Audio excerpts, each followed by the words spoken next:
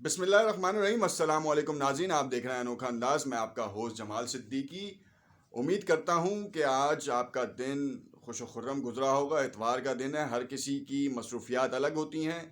اس مصروفیات میں ہم نے آپ کو ایک ویکلی راؤنڈ اپ کے حوالے سے ایک بات کی۔ آج ہم شاید ویڈیو بھی اسی پہ ہی کر رہے ہیں بیسکلی، اور ہم بتانا چاہ رہے ہیں کہ ملک کے حالات کیا ہیں اور اس وقت اگلے ہفتے میں کیا کیا کام ہو سکتا ہے۔ پیر کے دن سے ایک نئی بحث اور ایک نئی جنگ کا آغاز ہونے والا ہے، جس میں مریم نواز صاحبہ کے گرفتاری کے احکامات سے لے کر حمزہ شریف کی سیاست میں واپسی اور پھر بلاول بھٹو زرداری کا جو بہترین اسٹانس ہے اس کے حوالے سے بات کی جائے گی۔ پی ڈی ایم ایک مشترکہ تحریک کا نام ہے۔ 26 نکات پر 11 جماعتوں کا متفق ہونا کسی طور پر بھی قابل قبول نظر نہیں آتا، مگر دیکھا یہ گیا ہے کہ اس وقت تک کے جتنے فیصلے ہوئے پی ڈی ایم کی تمام جماعتوں نے ان کو مانا ہے۔ اگر کسی جماعت کا اندرونی مسئلہ ہے تو وہ ایک الگ بات ہے، مگر اس وقت ایک بات واضح ہے کہ پی ڈی ایم کے پلیٹ فارم سے مشترکہ تحریک زور پکڑ رہی ہے، مگر حکومتی حلقوں میں اس تحریک کو لے کے کوئی خاص باز گشت نہیں ہے۔ فکر مندی فکر لاحق ہے، بالکل ہے۔ اس حوالے سے ہم آپ کو تفصیل سے بتائیں گے کہ اس ویلاگ میں کہ آنے والے ہفتے میں بلکہ کل کے دن سے کیا کیا کام ہو سکتے ہیں، اور اس کے بعد حکومت کیا کرے گی اور پی ڈی ایم کا کیا اسٹانس ہوگا۔ یہ ہمارے انالیسس میں ہو سکتا ہے، اس میں کوئی اونچ نیچ بھی ہو، تو یہ صرف اور صرف ایک جسٹ ان بائسڈ اور ایک پرسنل کہہ لیں کہ فوکاسٹ ہے بیسکلی۔ اگر آپ نے اب تک میرا یوٹیوب چینل سبسکرائب نہیں کیا تو اسے ضرور سبسکرائب کر لیں، تاکہ آپ کے ذہنوں میں کرتے سوالات کا جواب شاید آپ کو اس ویڈیو سے مل جائے۔ سب سے پہلے تو ہم آپ کو بتائیں کہ کل پٹیشن جو درخواست سماعت کے قابل ہوئی ہے، اور اس کے اوپر ہو سکتا ہے کہ جو بیل تھی وہ ختم ہو جائے اور مریم نواز صاحبہ کو گرفتار کر لیا جائے۔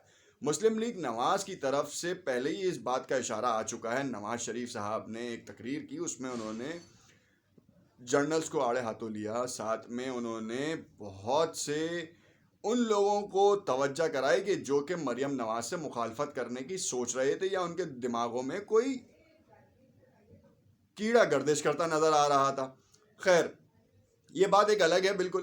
اب سینیریو یہ ہے کہ نواز شریف نے جن جرنلز کے اوپر بات کی ہے، تو وہ جرنلز کیوں یہ کام نہیں کر رہے؟ تو جرنلز کی طرف سے D G I S P R نے تو 2 بار آ کے اس بات کا اظہار کیا کہ ہمارا سیاست سے جمہوریت میں کوئی عمل دخل نہیں ہے، مگر مریم نواز صاحبہ نے تو اپنی تمام تقاریر میں اداروں کو نشانہ بنایا، اور اداروں کو نشانہ بنانے کے ساتھ ساتھ ان کے اوپر ہلکے پھلکے انداز میں کچھ اچھالا بھی، جو کہ عوام میں جو ہے وہ خاصا مقبول نہیں ہو پایا۔ حالانکہ اگر وہ یہ بات کرتی کہ ان کے والد صاحب کے جتنے اقدامات تھے، اگر اس کے حوالے سے یہ بات کی جاتی اور کہا جاتا کہ آپ ری الیکشنز کے اوپر جو پی ڈی ایم کا پلیٹ فارم تھا اس پہ اگر وہ استعفے جمع کراتے، تو شاید ایسا امکان تھا کہ شاید حالیہ حکومت کے لیے بڑی فکر لاحق ہوتی۔ عمران خان صاحب نے تو بہت ہی عقل مندی اور ہوشیاری سے جو ہے نا کام لیا۔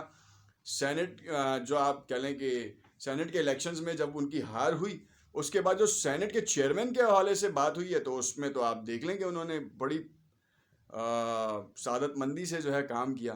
اس سے ہی پہلے آپ نے عدم اعتماد کے ووٹ لے کر یہ بات پوری قوم پر باور کرا دی کہ کچھ بھی ہو سکتا ہے۔ مریم نواز صاحبہ نے اس کے اوپر بھی یہ کام کر دیا کہ انہوں نے کہا، پھر اداروں کے اوپر بات آ گئی۔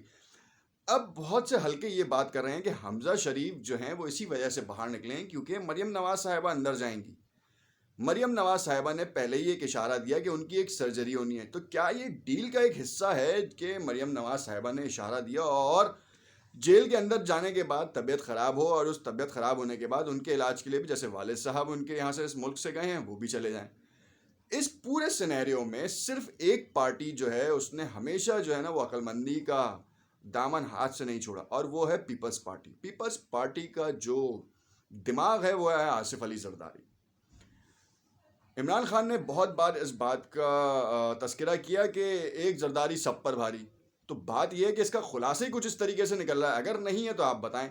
آپ نے دیکھا ہوگا زرداری چور ہے، زرداری کرپٹ ہے، زرداری نے ابراج کیپٹل کے اوپر کام کر دیا، ٹپی کو لے آیا، یہ لے آیا، عزیر بلوچ کا نام لے دیا۔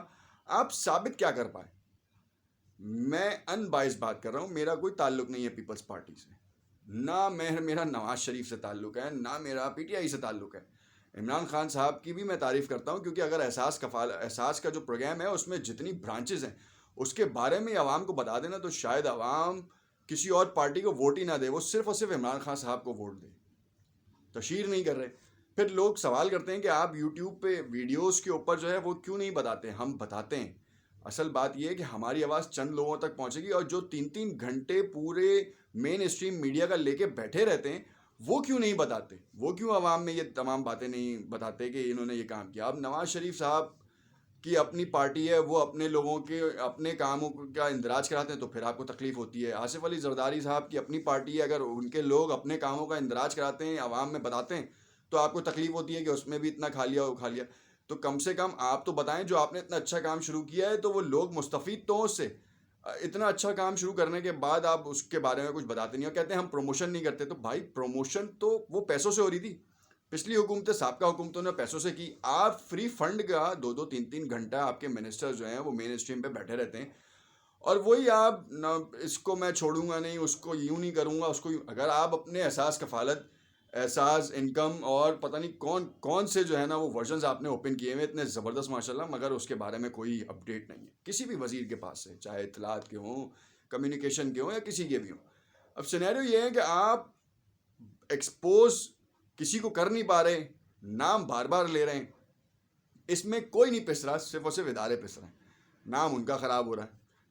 خان صاحب آپ کے اوپر بہت زیادہ ٹرسٹ ہے، تو لوگوں کا ٹرسٹ ہے. انہوں نے آپ کو ووٹ دیا، آپ نے اچھے کام کیے.